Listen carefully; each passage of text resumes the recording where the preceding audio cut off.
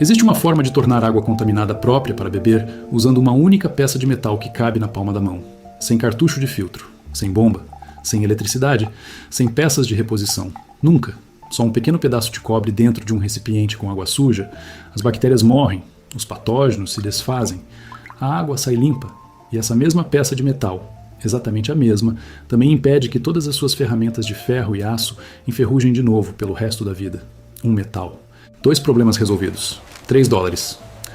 Os antigos egípcios descobriram isso há 5.000 anos. Mas a indústria global de filtração de água fatura mais de $45 bilhões por ano, segundo a análise de mercado de 2023 da Grandview Research, vendendo cartuchos de plástico que param de funcionar em 60 dias.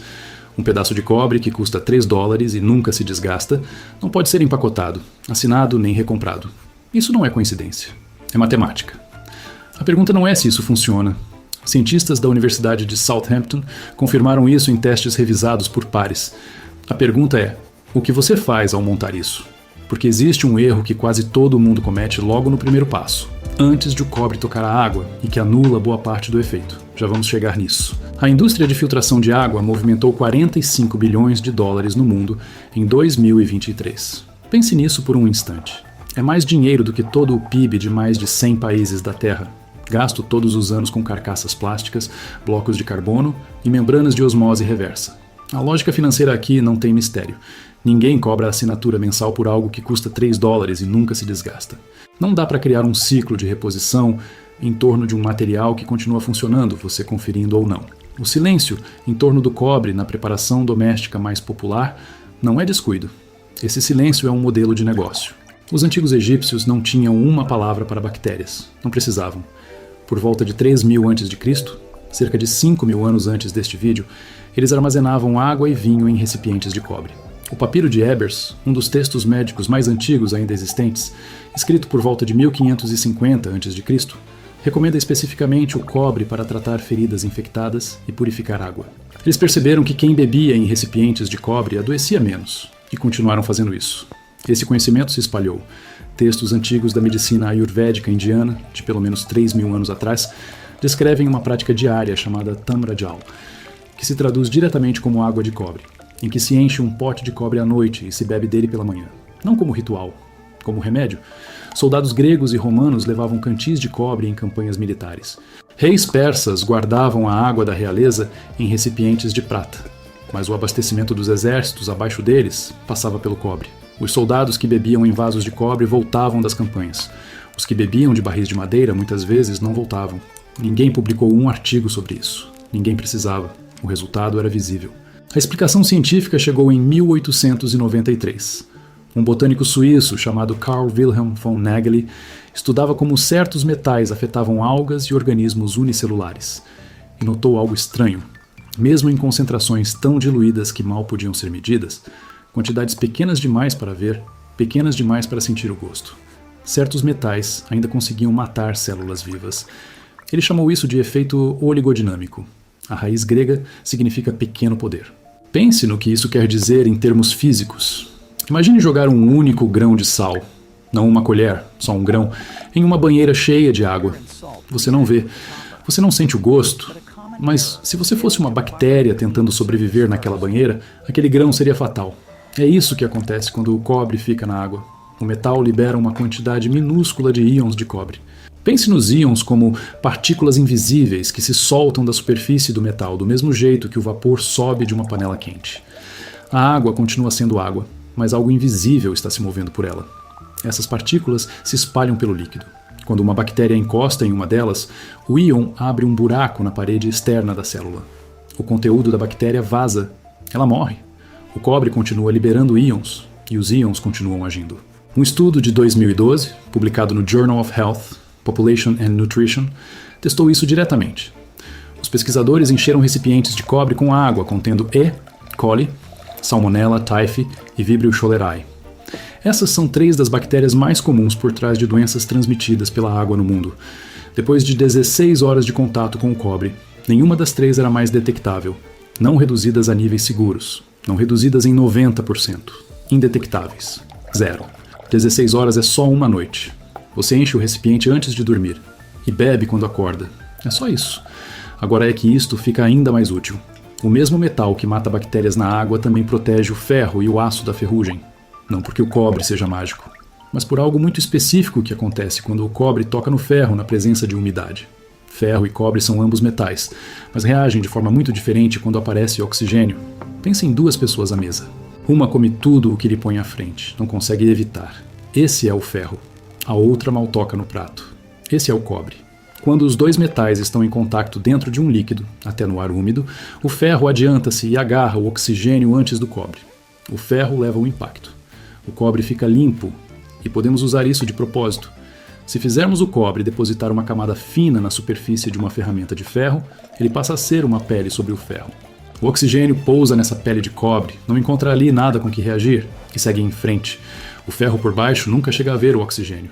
O processo da ferrugem fica sem ponto de partida, não consegue começar. Já viu este mecanismo a vida toda sem perceber o que estava a ver. Moedas antigas de cobre deixadas sobre uma superfície de ferro durante algumas semanas, às vezes deixam no ferro uma mancha tênue, rosada e avermelhada. Isso não é oxidação. Isso não é ferrugem. É cobre a migrar fisicamente de uma superfície para outra. Foi o ferro que o puxou para lá. A química entre estes dois metais é forte o bastante para mover átomos de cobre de um lado para o outro. E é exatamente essa atração que vamos usar. Vamos levá-la para uma solução, controlá-la e cobrir cada fio de corte e cada superfície de ferro do seu abrigo com uma camada de cobre que adere e se mantém. Há mais uma coisa na ligação entre estas duas aplicações: o uso na água e a proteção das ferramentas a partir do mesmo pedaço de metal, que muda a forma como pensamos no que realmente é um material de preparação. Eis o que precisa, e quero ser totalmente claro em cada valor. Precisa de um pedaço de cobre. Uma tampa terminal de tubo de cobre de meia polegada, em qualquer loja de ferragens, custa cerca de $2. Uma pequena chapa de cobre do tamanho da sua mão aberta na mesma loja fica por volta de $3 a $4. Qualquer uma serve para os dois usos. Para sunar água, a tampa do tubo é ideal. A curvatura interior dá mais área de contato com a água, o que significa mais íons a circular no líquido. Para revestir ferramentas, precisa de vinagre branco. Do comum, de qualquer supermercado, cerca de $1 por uma garrafa suficiente para vários meses de uso. Precisa de sal de mesa? Vale o que já tem na cozinha. Precisa de um frasco de vidro, um frasco de conserva, um frasco antigo de pickles ou qualquer recipiente de vidro com tampa serve. É só isso. Se já tiver vinagre e um frasco de vidro, e a maioria das pessoas tem, vai gastar $2. Se precisar de comprar tudo, incluindo o cobre, vai gastar cerca de $4 no total. Esse é o valor completo.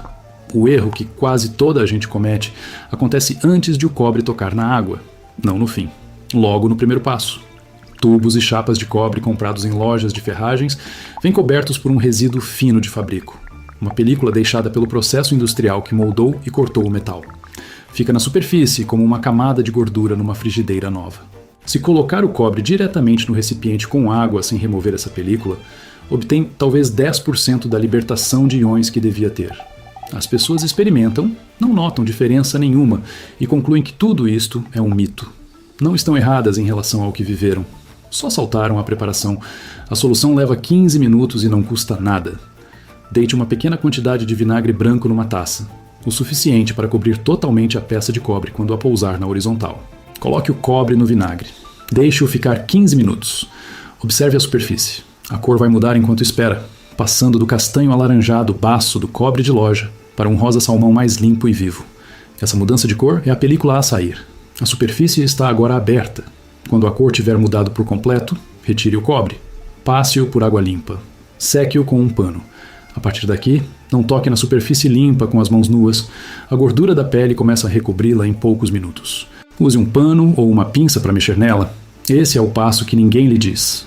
Tudo o resto é simples. Para purificar água, use um recipiente de vidro, cerâmica ou metal próprio para alimentos, não plástico. O plástico pode interferir no processo dos íons e reduzir a eficácia, e certos plásticos libertam substâncias para a água com o tempo. Um pote simples de cerâmica, um jarro de vidro ou um cântaro de aço inoxidável funcionam muito bem. Encha o recipiente com a água. Baixe com cuidado a peça de cobre limpa até o fundo. Cubra o recipiente com um pano ou com uma tampa. Não precisa de ficar hermético, só tapado. Deixe ficar no mínimo 6 horas. 8 é melhor. Durante a noite é o ideal. De manhã, verta esta água para outro recipiente e deixe-a aberta ao ar durante cerca de 5 minutos antes de beber.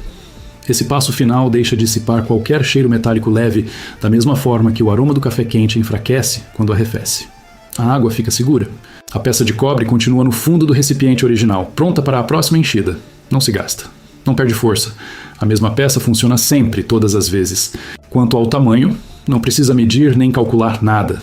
Ao olhar para dentro do recipiente cheio, você deve conseguir ver a peça de cobre. Se consegue vê-la, já há área de contato suficiente com a água. Uma peça do tamanho de uma caixinha de fósforos dá conta de um recipiente mais ou menos do tamanho de uma panela grande de sopa, cerca de 2 litros de água. Se estiver enchendo um balde de 5 galões, use uma peça do tamanho da palma da mão aberta. Essa conferência visual basta. Agora, para proteção contra a ferrugem. Esta etapa usa a mesma peça de cobre já limpa. Comece com uma ferramenta limpa e seca. Se ela já tiver ferrugem, remova antes. Se for só ferrugem superficial, palha de aço e alguns minutos esfregando resolvem. Se estiver pesada, mergulhe a ferramenta em vinagre branco puro por 2 a 4 horas. O ácido do vinagre dissolve a ferrugem do mesmo jeito que o suco de limão tira as manchas escuras de uma tábua de madeira. Depois do molho, esfregue com um pano áspero, enxague em água limpa e seque por completo. Nada de umidade em nenhum ponto da superfície. Aí, prepare a solução de cobre. Num pote de vidro, misture uma parte de vinagre branco com uma parte de água. Se estiver usando um copo comum como medida, encha metade com vinagre e metade com água. Acrescente uma pitada pequena de sal de cozinha, mais ou menos metade do que você poria sobre um ovo. Coloque a peça de cobre limpa nessa mistura. Em 1 ou 2 minutos, você verá pequenas bolhas surgindo na superfície do cobre. Essas bolhas mostram que a reação começou. Ao longo da próxima hora, a solução vai ganhar um leve tom azul esverdeado. Essa cor é o acetato de cobre se formando no líquido. Pense nisso como cobre parcialmente dissolvido, agora suspenso na solução, pronto para se deslocar. Pegue a ferramenta limpa e seca, segure sobre o pote e mergulhe só a parte de trabalho, a lâmina, o fio, a superfície de corte, na solução de cobre até a altura mais ou menos da primeira junta do dedo. Deixe ali por 20 segundos. Observe a parte submersa. Dentro desse tempo, ela vai ganhar um leve tom rosado. Esse rosa é cobre se depositando fisicamente sobre a superfície de ferro. O ferro está puxando o cobre para si. A reação de deslocamento acontece em tempo real, na sua mão, visível. Tire a ferramenta depois de 20 segundos. Não enxague. Coloque sobre um pano limpo e deixe secar ao ar por completo. Em ferramentas maiores, trabalhe por partes. Mergulhe e seque primeiro a lâmina, depois a parte de cima, depois o dorso. Quando a ferramenta inteira tiver sido tratada, deixe descansar por 24 horas completas. A camada de cobre continua se ligando à superfície de ferro enquanto cura, como tinta que endurece muito depois de deixar de parecer molhada. Passadas 24 horas, passe uma camada leve de óleo mineral, o mesmo vendido para tratar tábuas de madeira em lojas de utensílios de cozinha, cerca de $4 por um frasco que dura anos. O óleo sela a camada de cobre. O que você tem agora é um núcleo de ferro, uma pele de cobre e um selo de óleo por cima. O oxigênio teria 3 barreiras para cruzar antes de alcançar o ferro. Não consegue. A ferrugem não pode começar porque o ferro não toca o ar. Esse pote de solução de cobre continua ativo por meses. Uma única mistura trata um galpão inteiro de ferramentas manuais. Uma dúzia de formões, 3 facas de desbaste, uma cabeça de machado, um jogo de alicates, um punhado de facas, uma enxada, um cultivador. Em uma tarde, todo o fio de corte que você tem fica protegido. Complete com vinagre se a solução perder o tom azul esverdeado. Coloque uma peça nova de cobre se a primeira estiver quase toda dissolvida, o que só vai acontecer depois de muitos meses de uso intenso. A solução não vence, não precisa de refrigeração. Fica no pote, na prateleira, esperando. Veja o quadro completo. Uma peça de cobre dá conta da purificação de água para uma pessoa. 2 peças e um recipiente coberto de 5 galões abastecem uma família de 4 por uma semana, enchendo todo o dia. 3 potes de solução de cobre. Um para cada grande categoria de ferramentas, ferramentas de mão, de jardim e de lâmina, tratam tudo o que você tem em um único fim de semana, sem serviço profissional, sem sprays que vencem em 8 meses e custam $12 cada, sem filtros de reposição, sem energia, sem contas, sem infraestrutura, sem pedir permissão a ninguém. Há mais uma coisa que muda a forma de pensar nessa combinação, em usar um único material para resolver ao mesmo tempo a segurança da água e a durabilidade das ferramentas. E ela só aparece quando você se afasta o bastante para enxergar o desenho do todo. Agora, a parte franca. O tratamento da água com cobre funciona contra ameaças biológicas, bactérias, muitos vírus e vários parasitas transmitidos pela água. Um estudo de 2020, publicado na Applied and Environmental Microbiology, confirmou que superfícies de cobre inativam o SARS-CoV-2 em até 4 horas de contato. O efeito oligodinâmico é amplo e potente contra organismos vivos na água. Ele não remove contaminação química. Se a sua fonte de água fica abaixo de áreas agrícolas, fertilizantes, herbicidas, escoamento de pesticidas, ou abaixo de qualquer atividade industrial, o cobre sozinho não basta para garantir segurança química. Se a fonte for água da chuva, um riacho limpo de montanha, um poço sem vizinhos industriais ou qualquer água biologicamente suspeita, mas quimicamente limpa, o tratamento com cobre resolve por completo. Se também houver preocupação química, acrescente uma camada de carvão ativado. Carvão ativado solto, vendido em qualquer loja de aquarismo por cerca de $5, em quantidade suficiente para encher uma panela pequena, pode ser colocado num saquinho de pano e suspenso acima da peça de cobre dentro do recipiente. O carvão cuida da parte química, o cobre cuida da biológica. Juntos, eles cobrem quase todo o cenário real de segurança da água fora de contaminação industrial pesada. Para ferramentas, o revestimento por deslocamento com cobre funciona melhor em ferro comum e aço de baixo carbono. Materiais usados na maioria das ferramentas manuais tradicionais, ferramentas de jardim, facas forjadas e equipamentos gerais de oficina. O aço inox já tem cromo na própria estrutura, o que resiste à ferrugem, e a camada de cobre não acrescenta nada. Alumínio não é ferro, e essa química de deslocamento não se aplica. Se você não sabe do que a ferramenta é feita, encoste um ímã nela. Se o ímã grudar com firmeza, quase certamente é ferro ou aço carbono, e esse tratamento serve. Se ele mal segurar ou escorregar de vez, provavelmente é inox ou alumínio, e essas ferramentas não precisam desse processo. Em 1991, encontraram um homem congelado numa geleira na fronteira entre Áustria e Itália. Mais tarde, os cientistas concluíram que ele estava ali havia cerca de 5.300 anos. Deram a ele o nome de Ötzi. Quando os pesquisadores examinaram o que carregava, encontraram um machado com lâmina de cobre. O único machado de cobre completo daquela época já recuperado no mundo. A lâmina mostrava sinais de manutenção deliberada. O fio tinha sido reafiado repetidas vezes. O metal fora cuidado ao longo de uma longa vida de uso. A análise do conteúdo intestinal de Ötzi encontrou indícios de água tratada ou armazenada em contato com materiais minerais. Um homem cruzando os Alpes 5 milênios atrás, sem laboratório, sem internet, sem cadeia de suprimentos, já tinha entendido que o cobre mantinha suas ferramentas afiadas e sua água limpa. Ele não inventou isso, herdou. Alguém antes dele transmitiu esse saber. E alguém antes dessa pessoa. O conhecimento atravessou gerações humanas do mesmo modo que os íons de cobre atravessam a água, invisíveis, contínuos e sempre chegando exatamente onde são necessários. As empresas de cartucho filtrante vieram depois. Também veio o corredor de sprays anti-ferrugem, os serviços por assinatura de inibidor de ferrugem, toda uma categoria de produtos construída em torno de um problema que custa $3 para ser resolvido de forma permanente. Eles não surgiram porque o conhecimento antigo deixou de funcionar. O cobre não mudou, o efeito oligodinâmico não enfraqueceu. A reação de deslocamento no ferro é a mesma de 5.000 anos atrás. A única coisa que mudou foi quem decidiu que era melhor para você não saber disso. Agora você sabe. A peça de cobre custa $3. O vinagre está na sua cozinha. O recipiente de água já está na sua casa. As ferramentas que precisam de proteção já estão no seu depósito. Tudo de que você precisa, ou já é seu, ou está a um corredor de distância na loja de ferragens. Na primeira noite em que você encher um recipiente antes de dormir e beber dele pela manhã, o que mais vai notar não é sabor, cheiro nem cor. Você não vai notar nada, porque as bactérias terão sumido.